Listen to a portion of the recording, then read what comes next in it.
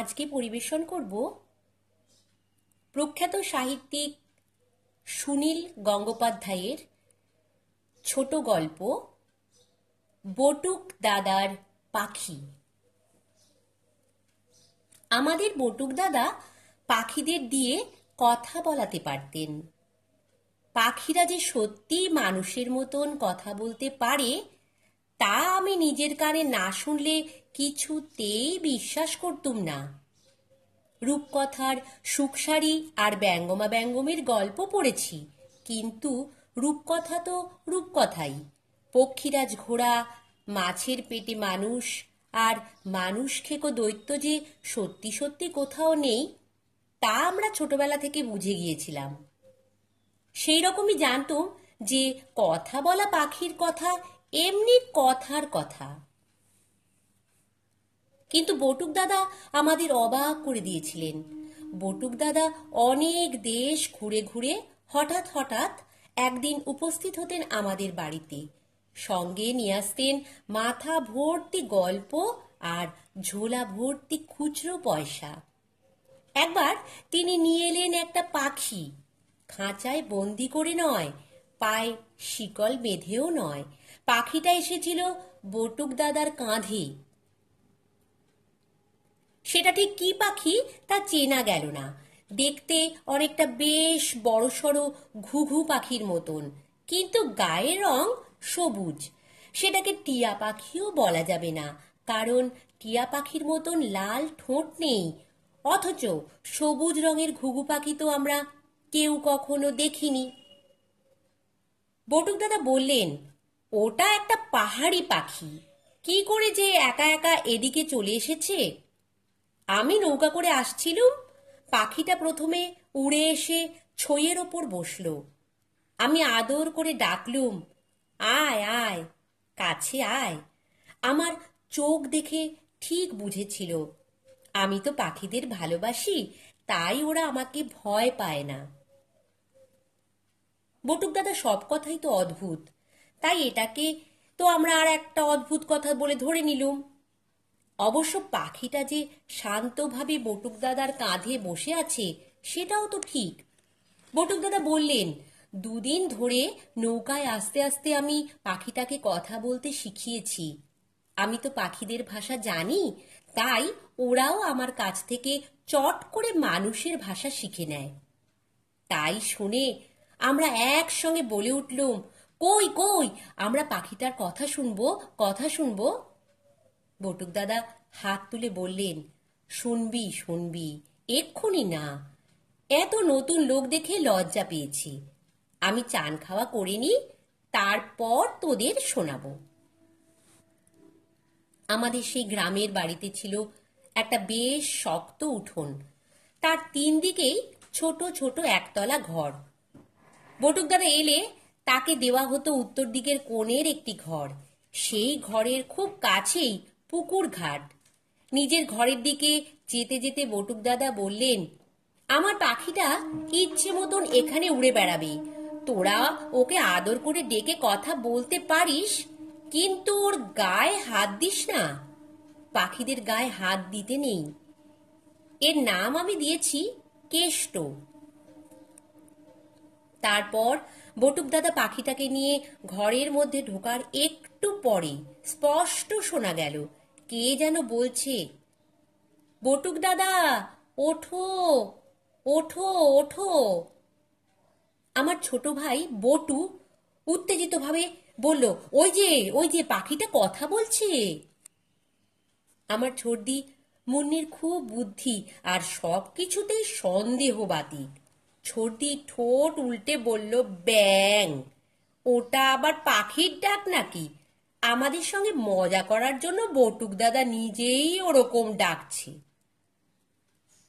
তক্ষুনি পাখিটা ফুরুত করে উড়ে বেরিয়ে এলো ঘর থেকে। রান্নাঘরের পাশে পুকুর ঘাটের কাছে তেঁতুল গাছটার একটা নিচু ডালে গিয়ে বসলো। আমরা দৌড়ে ওর কাছে গিয়ে বলতে লাগলুম, কেষ্টা, কেষ্টা, আমরা তোমায় খুব ভালোবাসি, আমাদের একটু কথা শোনাও তো। পাখিটা যেন অবাক হয়ে আমাদের একটুক্ষণ দেখলো, তারপর ফুরুত করে উড়ে চলে গেল অনেক দূরে। আমরা বটুক দাদার ঘরের কাছে গিয়ে সবাই মিলে একসঙ্গে বললুম, ও বটুক দাদা, তোমার পাখি উড়ে গেল, কোথায় যেন চলে গেল। বটুক দাদা তখন ধুতি পাঞ্জাবি খুলে পাজামা আর আলখাল্লা পরছেন। জানলা দিয়ে মুখ বাড়িয়ে বললেন, চিন্তা করিস না, ও আবার ঠিক আসবে, এখন ওর জল খাবারের সময় তো। অনেকখানি রাস্তা নৌকো করে এসেছেন বলে বটুক দাদা ক্লান্ত হয়েছিলেন, তাই দুপুরবেলা ঘুমিয়ে নিলেন। এদিকে দুপুর গড়িয়ে বিকেল হয়ে গেল, তখনও পাখিটার দেখা নেই।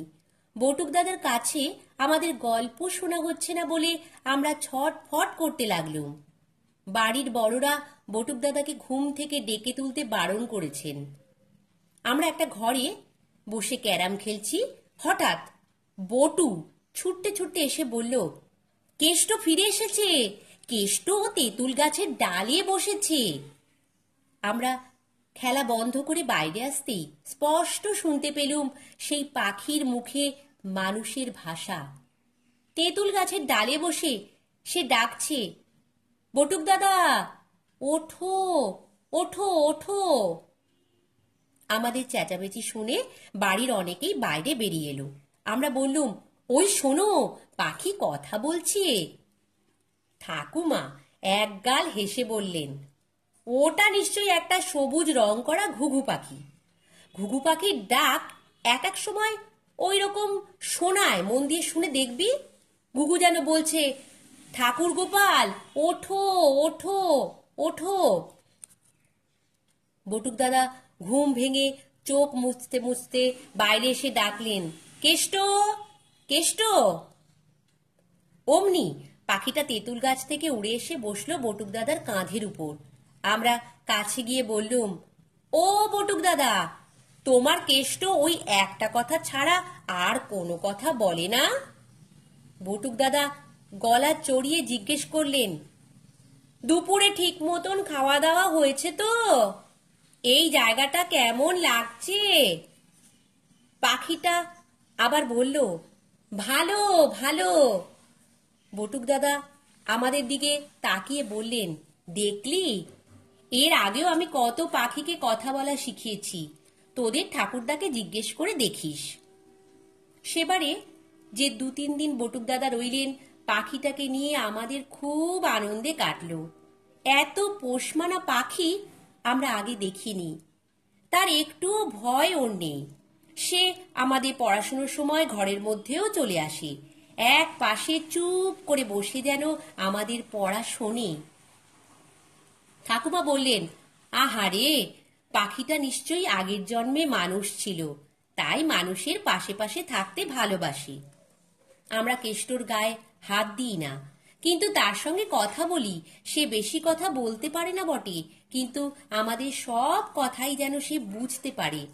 অধিকাংশ প্রশ্নেরই উত্তরে সে বলে, ভালো ভালো ভালো, কিংবা না না না। প্রশ্নগুলো সেইভাবে সাজাতে হয়। যেমন আমরা যদি তাকে জিজ্ঞাসা করি, কেষ্ট, তোমায় কেউ কষ্ট দিয়েছে? অমনি সে বলে, না না না। কিংবা, কেষ্ট, আজ কি বৃষ্টি হবে? সে বলবে, না না না। 3 দিন বাদে বটুক দাদা যখন কেষ্টকে নিয়ে চলে গেলেন, তখন আমাদের খুব মন খারাপ হয়ে গেল।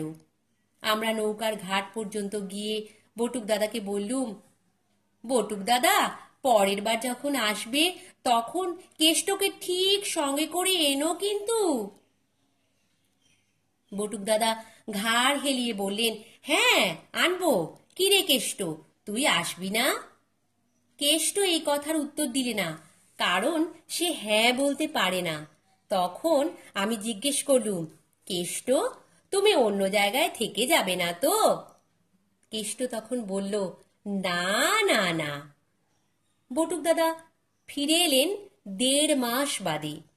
এবারে তার সঙ্গে রতন বলে একটা ছেলে এসেছে, কিন্তু তার কাঁধের ওপর পাখিটা নেই। তা দেখে আমাদের বুকটা ধড়াস করে উঠল। কেষ্ট আসেনি? সে কি, অন্য জায়গায় উড়ে চলে গেছে? বটুক দাদা একসময় বলেছিলেন যে আগেও তিনি অনেক পাখিকে কথা বলা শিখিয়েছেন বটে, কিন্তু একসময় তাদের আবার আকাশে উড়িয়ে দিয়েছেন। আমরা জিজ্ঞেস করলুম, বটুক দাদা, কেষ্ট কোথায়? কেষ্টকে আনোনি? বটুক দাদা বললেন, হ্যাঁ এসেছে, কেষ্ট আছে, পরে দেখতে পাবি। কিন্তু বটুক দাদার সঙ্গে কোনো জিনিসপত্র নেই, কাঁধে শুধু একটা টাকা পয়সা রাখার ঝুলি, তার মধ্যে তো একটা পাখিকে রাখা যায় না। তাহলে কেষ্ট কোথায়? সে কি আকাশ পথে আসছে? বটুক দাদা বললেন, এবারে বড় বাঁচা বেঁচে গেছি, ওরে দারুণ বিপদের মুখে পড়েছিলাম, দাঁড়া একটু বিশ্রাম করে নি, তারপর সব কথা শোনাবো। দুপুরবেলা বটুক দাদা ঘুমিয়ে পড়লেন। তখনও কেষ্টর পাত্তা নেই। আমরা রতন নামে ছেলেটাকে জিজ্ঞেস করলুম, এই তুমি কেষ্টকে চেনো? তাকে দেখেছ? সে এখন কোথায় আছে বলতে পারো? রতন বলল, হ্যাঁ আমি কেষ্টকে চিনি, অনেকবার দেখেছি, কিন্তু সে এখন কোথায় আছে তা তো বলতে পারবো না। বটু জিজ্ঞেস করলো, তুমি যে এবারে বটুক দাদার সঙ্গে এলে, আসার পথে তাকে একবারও দেখতে পাওনি? রতন হঠাৎ মুখ চুন করে বলল, না গো, কি করে দেখবো বলো, গত সপ্তাহে যে তাকে একটা বেড়ালে খেয়ে ফেলেছে। আমরা সবকটি ভাই বোন একসঙ্গে আঁতকে উঠে বললুম, হ্যাঁ বেড়ালে খেয়ে ফেলেছে কেষ্টকে? যা, তা হতেই পারে না। রতন বলল, আমি নিজের চোখে দেখেছি গো। গত সপ্তাহে আমাদের নৌকা বাঁধা হয়েছিল চাঁদপুরের ঘাটে। আমরা মুড়ি খেতে বসেছি, কেষ্ট পাশেই বসে আছে। হঠাৎ ঘাট থেকে একটা হুলো বেড়াল লাফিয়ে পড়ে কামড়ে ধরল কেষ্টকে, তারপর তো তাকে মুখে নিয়ে উল্টো দিকে দিল একটা লাফ। আমি লাঠি নিয়ে তেড়ে গেলুম বটে, কিন্তু ততক্ষণে কেষ্ট মারা গেছে। পাখির প্রাণ কি বিড়ালের কামড়ে বাঁচে? বিড়ালটার মুখ থেকে কেষ্ট রাত খাওয়া দেহটা উদ্ধার করা হলো, তারপর ভাসিয়ে দেওয়া হলো নদীর জলে। বটুক দাদা সেদিন খুব কেঁদেছিলেন। ভীষণ দুঃখে আমরা সবাই চুপ করে গেলুম। শুধু বটু মিনমিন করে রতনকে জিজ্ঞেস করলো, তবে যে তুমি প্রথমে বললে কেষ্ট কোথায় আছে তা তুমি জানো না? রতন এ প্রশ্নের কোনো উত্তর দিল না। বিকেলবেলা ঠাকুরদা, ঠাকুমা আর বাবা কাকার আসরে চা মুড়ি খেতে খেতে বটুক দাদা শোনালেন এবারের বিপদের গল্প। প্রত্যেকবারই তার গল্প একটা না একটা থাকে, তবে এবারে নাকি তিনি নির্ঘাত প্রাণেই মারা যেতেন। ঠাকুমা জিজ্ঞেস করলেন, তোমার সেই পাখিটা কোথায় গেল? ছেলেরা বললে তাকে নাকি। ঠাকুমার মুখের দিকে এক দৃষ্টিতে তাকিয়ে থেকে বটুক দাদা বললেন, আগে ঘটনাটা শুনে নাও, তারপর কেষ্টর কথা বলবো। বটুক দাদা অন্যদিকে তাকিয়ে বললেন, এবারে একটু সুন্দরবনের দিকে গিয়েছিলুম বুঝলে, ওদিকে একটা খেয়াঘাট ইজারা নেবার কথা হচ্ছিল। ওদিকে বড্ড বাঘের ভয়, তাই সন্ধ্যের পর কেউ নৌকা চালায় না। আমিও বিকেল হতে না হতেই খোলা খালির ঘাটে নৌকা বেঁধে ফেলেছি। রাত্রিরে আর রান্নাবান্নার ঝামেলা করিনি। কাছেই একটা হোটেল ছিল, সেখান থেকে খেয়ে নিলুম রতন আর আমি। রতনটা খুব ঘুম কাতুরে, সন্ধে হতে না হতেই ওর ঘুম পায়। আমিও 8টার মধ্যেই শুয়ে পড়লুম। শুধু শুধু কেরোসিন পুড়িয়ে লাভ কি? পাশাপাশি 3-4খানা নৌকা, ভয়ের কিছু নেই। হঠাৎ একসময় আমার কানের কাছে কেষ্ট ডেকে উঠল, বটুক দাদা, ওঠো ওঠো ওঠো। সেই ডাক শুনে আমি ধড়মড় করে জেগে উঠলুম। অমনি কানে এলো হই হই শব্দ। ছইয়ের বাইরে উঁকি দিয়ে দেখি পাশের নৌকাতেই ডাকাত পড়েছে। মশালের আলোয় চোখে পড়ল একজন ডাকাত একজন মাঝিকে মারার জন্য খাঁড়া তুলেছে। বুঝলে দাদা, 1 মিনিট দেরি হলে সেই ডাকাতেরা আমার নৌকাতেও লাফিয়ে চলে আসতো। কেষ্ট ঠিক সময় আমার ঘুম ভাঙিয়ে না দিলে প্রাণে মারা যেতুম। আমি সঙ্গে সঙ্গে নৌকার দড়ি খুলে দিয়ে একটা ধাক্কা মারতেই আমাদের নৌকা ভেসে পড়ল স্রোতে। ডাকাতটা আর ধরতে পারল না। ঠাকুমা জিজ্ঞেস করলেন, এটা কবেকার ঘটনা? বটুক দাদা বললেন, এই তো পরশু রাতেই। তারপর সোজা চলে এসেছি তোমাদের এখানে। ঠাকুমা বললেন, পরশু রাতেই তাহলে যে ছেলেরা বলল 1 সপ্তাহ আগেই নাকি তোমার কেষ্ট পাখিকে বেড়ালে খেয়ে ফেলেছে, সে পাখিটা তো মরে গেছে। ঠাকুমার দিকে এক দৃষ্টিতে তাকিয়ে বটুক দাদা বললেন, মরে গেলেই কি সবকিছু শেষ হয়ে যায়? কেউ কেউ থাকে, কেষ্ট হারিয়ে যায়নি, সে এখনো আছে, সেই আমায় বাঁচিয়েছে। ঠাকুমা কপালে দুহাত ঠেকিয়ে বললেন, রাম রাম। গল্পটা শুনে আমাদের গায়ে কাঁটা দিল, কিন্তু ছর্দি বলল, হয় ওই রতনটা মিথ্যে কথা বলছে, না হলে বটুক দাদা এই গল্পটা বানিয়ে বানিয়ে বলেছে। পরদিন ভোরবেলা আমার ঘুম ভাঙতেই আমি শুনতে পেলুম একটা পাখির গলার ডাক, বটুক দাদা ওঠো ওঠো ওঠো।